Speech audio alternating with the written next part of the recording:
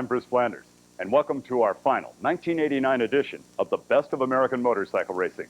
Tonight, the subject is outdoor motocross, more specifically, the 125cc National Championship.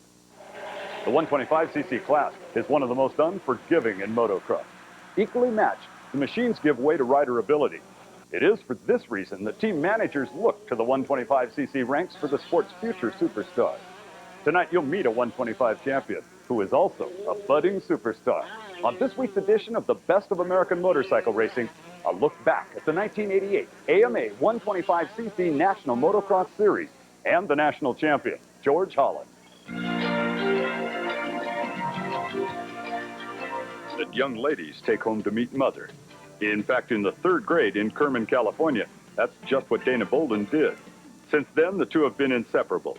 George was a high school jock while Dana watched and cheered every move. By the time their prom rolled around, their futures were cut and dried. The longtime sweethearts married and built a home in the middle of a 40-acre almond farm, just a few miles from where they grew up. Here, the 1988 AMA 125cc National Motocross Champion unwinds after the races. Well, I like to go home and just kind of relax a little bit, work in the yard, and if I have a bad race, I just like to get home, get where it's kind of nice and quiet, and I kind of make a new plan for the next weekend, and it seems like when I come back to the next race, I'm ready to go. George Holland's racing career parallels his life. He started racing at an early age, liked it, and stuck with it. I was about, I think, 7 years old. Well, actually, my dad worked at a shop when I was like 5 years old, and I got a bike when I was 5 years old and started riding, and then I started racing when I was 7. That's when he bought his dealership, and I just rode every day from when I was 5 years old till when I was 7, and I went out and watched one race, and ever since then I've been racing. Even as an amateur, hole shots and checkered flags were second nature to Holland. He won several national championships and at an early age decided on a professional career. In 1982, Holland signed a professional contract with Suzuki and earned 125cc Rookie of the Year honors. But over the next few years, he was only moderately successful. I think my problem when I started out, I was pretty confident that I was going to win races pretty early, but I had a lot of injuries at the time, and I think when you're younger, the injuries really hurt you. So if I could have stayed injury-free, I think I could have won a lot of races early in my career. At the beginning of the 1988 motocross season, George Holland inked a contract to race the 125 class for Team Honda. The signing raised eyebrows throughout the motorcycle racing fraternity. Honda's style is one of aggression. Holland's style, and in fact his life, is more reserved and laid back. The critics wondered if the two styles would mesh.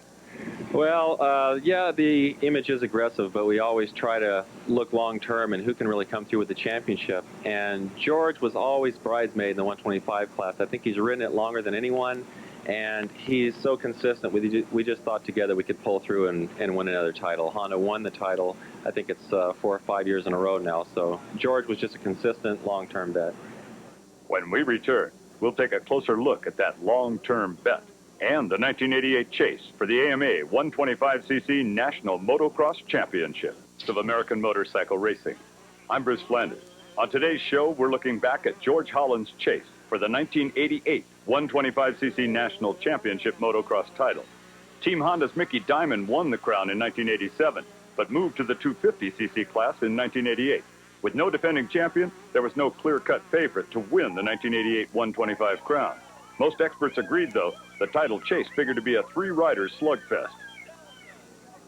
After 2 rounds, 2 of the 3 preseason picks were on top of the championship point standings.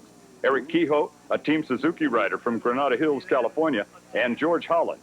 At the season opener in Gainesville, Florida, and at round 2 in Sacramento, California, each rider scored a first and a second-place finish in the 2 motos that make up a championship round. The third rider, absent from the standings board, was Guy Cooper from Stillwater, Oklahoma. Prior to the start of the U.S. season, Cooper was injured while racing in Europe. Not fully recovered, Cooper scored only 6 points in the first 2 rounds. Round 3, at Lake Sugar Tree in Axton, Virginia. Cooper was mentally ready to ride. The question was, is he physically ready? With the first moto underway, Cooper, rider number 5, answered the question. The Honda rider was in third and riding strong. The early leader was George Holland, with Suzuki rider Donnie Schmidt from Bloomington, Minnesota right behind. From one end of the track to the other, the trio of riders forced each other to faster and faster speeds. Schmidt committed the first mistake. While exiting a tight left-hand U-turn, Schmidt turned the throttle on a little too hard. With his Suzuki out of control, Schmidt was easy prey for Cooper. The next rider to succumb to the pressure was Holland. On the backside of the track, Holland missed a corner and was passed by Cooper and Schmidt. The rest of the moto was error-free. Donnie Schmidt stayed close to Cooper's rear wheel, with Holland right behind. When Cooper took the checkered flag, all doubt was erased from the minds of the critics. Guy Cooper was fit and obviously ready to race. As the second moto got underway, the huge crowd on hand lined the fences hoping for a repeat of moto number 1. They got it, and the action was even better. It started with the first corner with a 3-rider pilot. Fortunately, the incident did not include the front runners from moto number 1. They were again at the head of the pack, but with a couple of additions.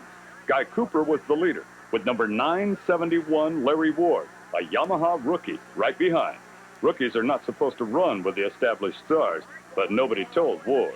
The youngster from Snohomish, Washington applied the pressure, then made the pass. For several laps, the first 5 riders, Ward, Cooper, Holland, Schmidt, and Eric Kehoe, amazed the crowd. They rode together, sometimes just inches apart. Eventually, experience persevered, and Ward gave way to the established stars. Guy Cooper regained the number 1 position, but was not able to hold it. Rider number 9, Suzuki's Eric Kehoe, tied for the series lead going into the Axton round, was not a factor in moto number 1. He was, though, in moto number 2. The Team Suzuki star blew past Cooper to take over the lead. Before the moto was over, George Holland also passed Cooper. At the checkered flag, it was Kehoe, with George Holland second and Guy Cooper third. Donnie Schmidt finished fourth, while the rookie Larry Ward took a well-deserved fifth. Guy Cooper left Axton with the overall win. George Holland, though, left with the lead in the championship standings. At round 4 in Southwick, Massachusetts, Holland extended his points lead by taking the overall win. The Honda rider finished 5th in the first moto, but rebounded with a strong first place in moto number 2. Guy Cooper finished 2nd overall, while Larry Ward turned in another fine performance. And Eric Kehoe, the rider closest to Holland in the standings, finished 4th.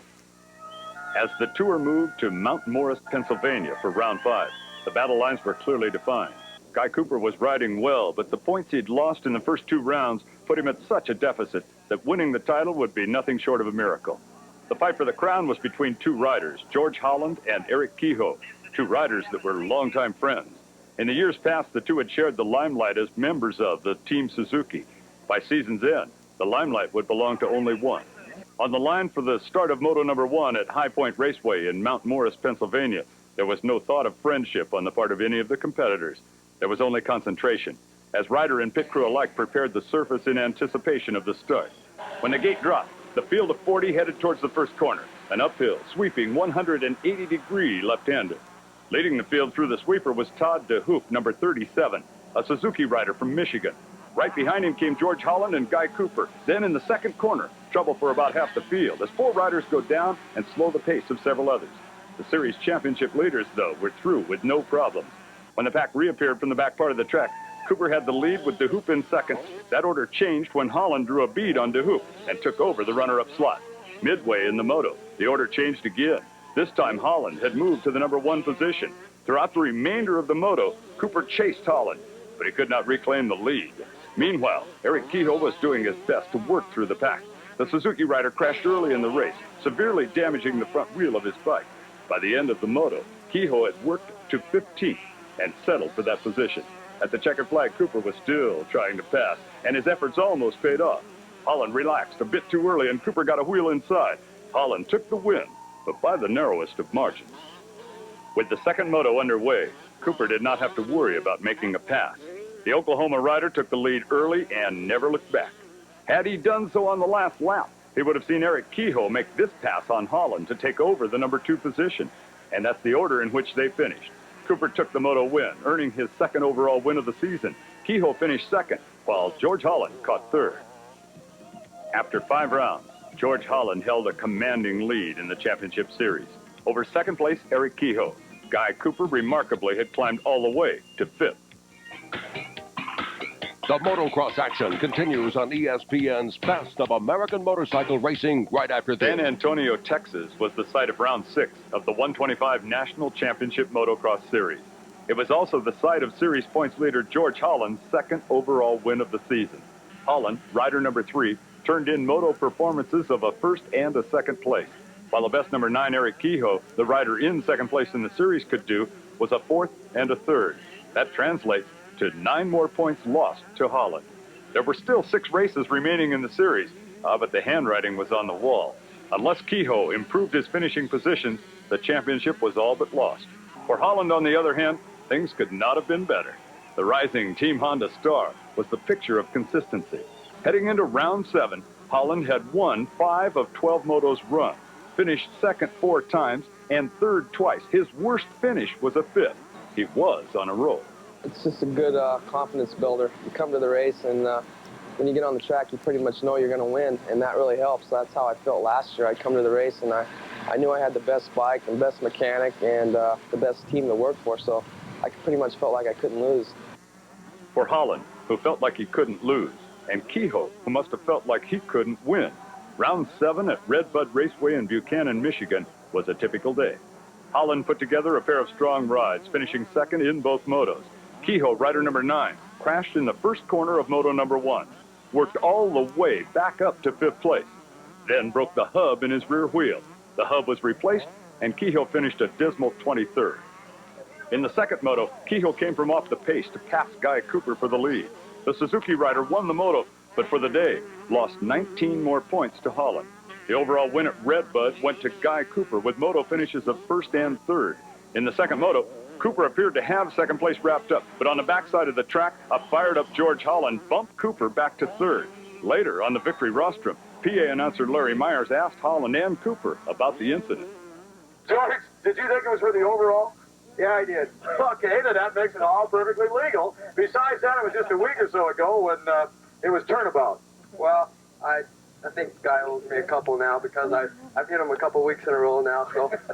But I got a little too aggressive. Okay, what happened last week? Well, last week he was running first and I was running second, and was going on the outside of a turn, and he just kept going wider and wider and wider and pushed me off the track. Wait a minute. Now look at this. Okay. And so I came in and I said, well, George, I owe you one. He goes, yeah, you do.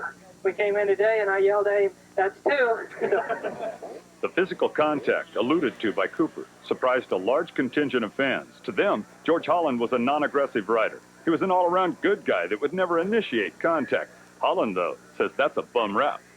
Well, I think on the track, I don't really think I'm that nice of a guy, but I'm a clean rider and I like to win. You know, I don't worry about cutting a guy off or brake checking him because I want to get out front and I want to pull away. So, you know, if a guy gives me a problem, I'll fight back with him. But as far as being a dirty rider, I think I got a pretty clean reputation. It was easy to overlook a rider like George because he doesn't have that flamboyant, flashy riding style, but he really is aggressive, usually stronger in the second race than the first race of a national, championship race. And but he is smooth, and it just doesn't come off like he's riding that fast. He doesn't stand out like possibly another rider.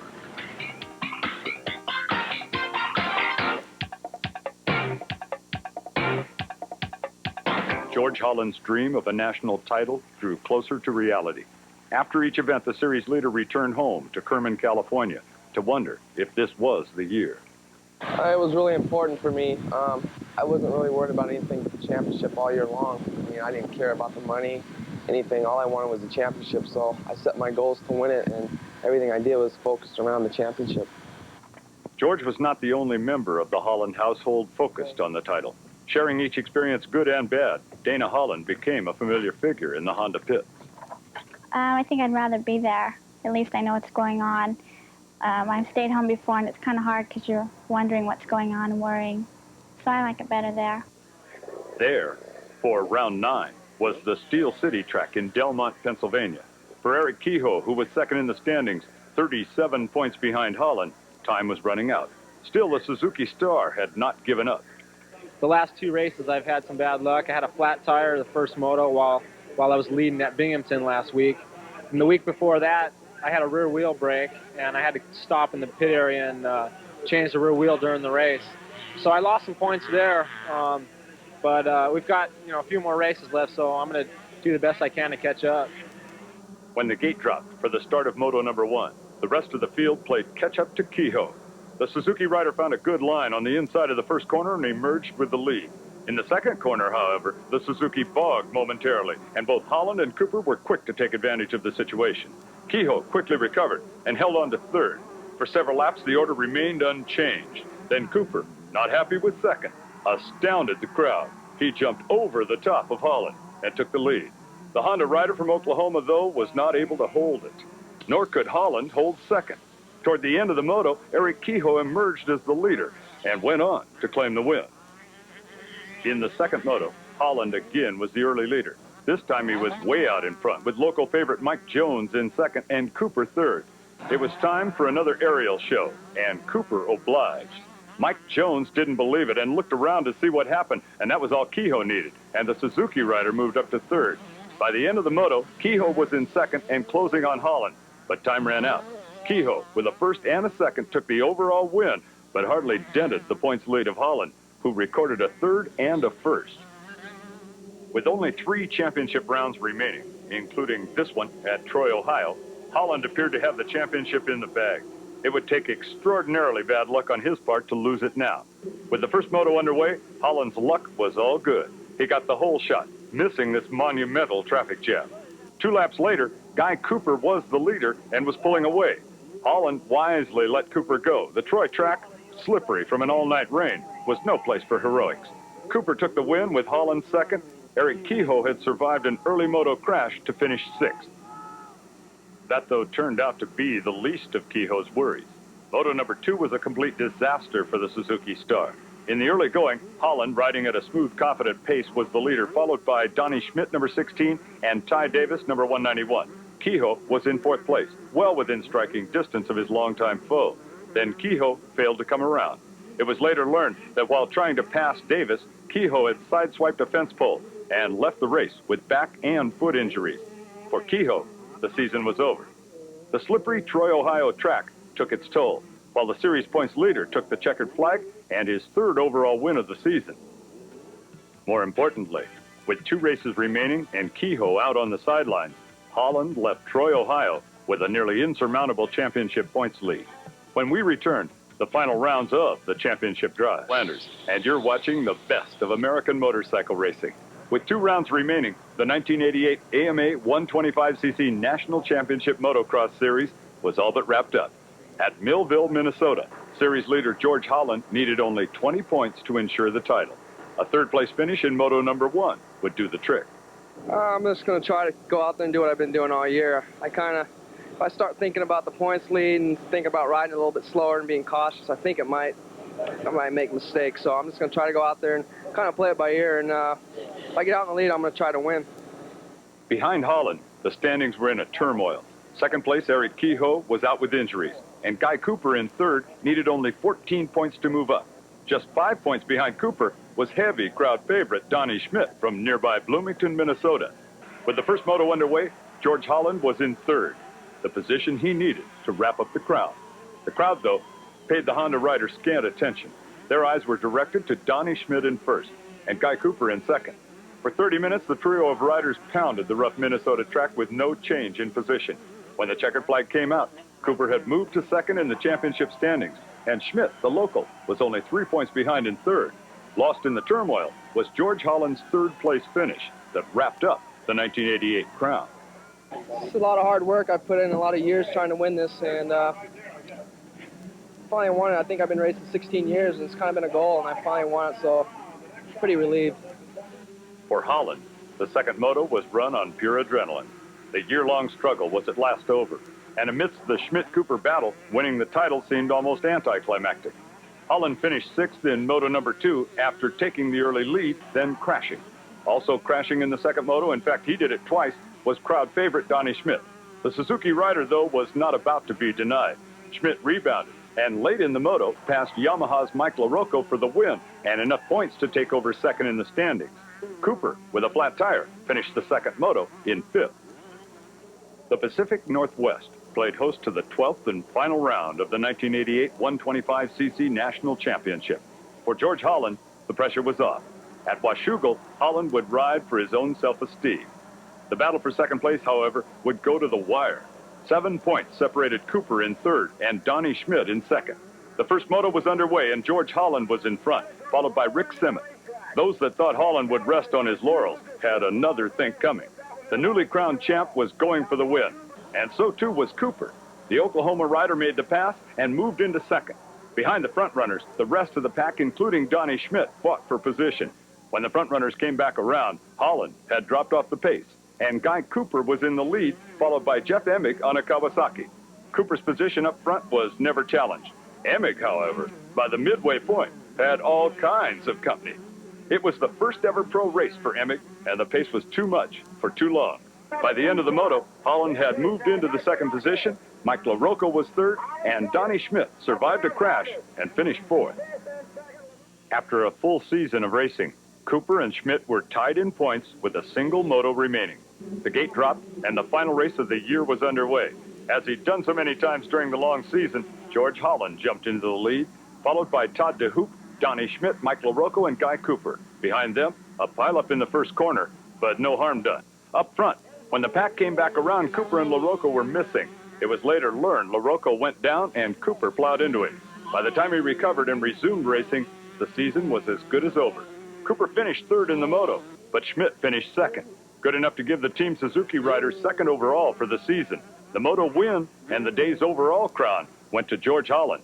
It was his fourth overall win of the year. For George Holland and the rest of the competitors in the 125cc National Championship class, the long season was finally over. For some like Eric Kehoe, who suffered flats, broken wheels, and continual bad luck, it was a season of heartbreak and disappointment. For others, like Guy Cooper, who finished third, despite missing the first two rounds due to injury, it was a season of what if. For George Holland, though, it was a season of hard work, dedication, sacrifice, and putting it all together. That's what championships are all about. For the best of American motorcycle racing, I'm Bruce Flanders.